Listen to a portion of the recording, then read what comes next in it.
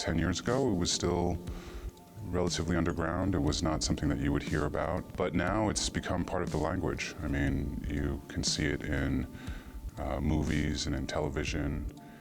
You can hear it on the radio, on podcasts.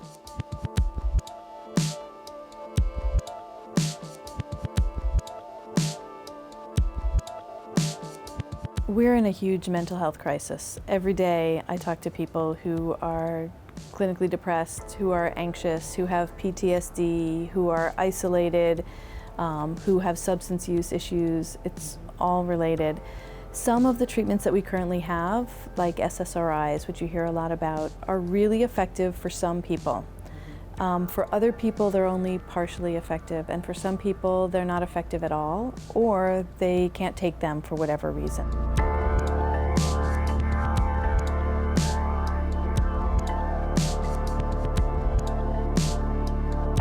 We do hear about some bad outcomes on occasion, mostly in other countries, where people are beginning to recognize that there's a huge amount of money to be made having plant medicine ceremonies for tourists. Here, you may be able to research a little bit better who you're working with, but it's illegal.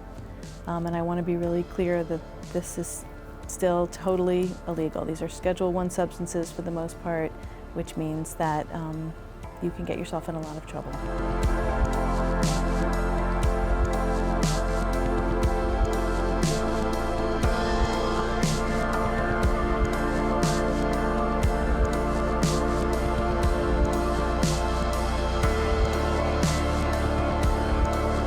Fentanyl has been found in some psychedelic drugs. Things like K2 and spice have been found in a lot of club drugs, and these are worrisome substances. The hope in the underground community, and certainly in the clinical trials, is that the purity of what you're taking is well known.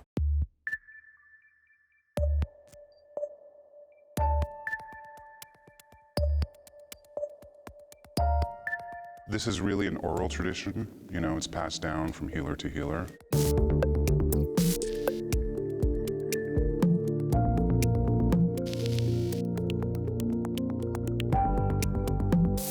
I think it's hugely important. It's really one of the most important parts of the types of ceremonies that I lead.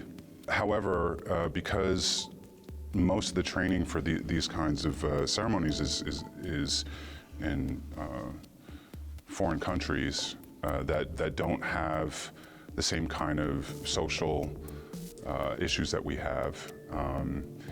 For them, it's not a big part of how they conduct ceremony.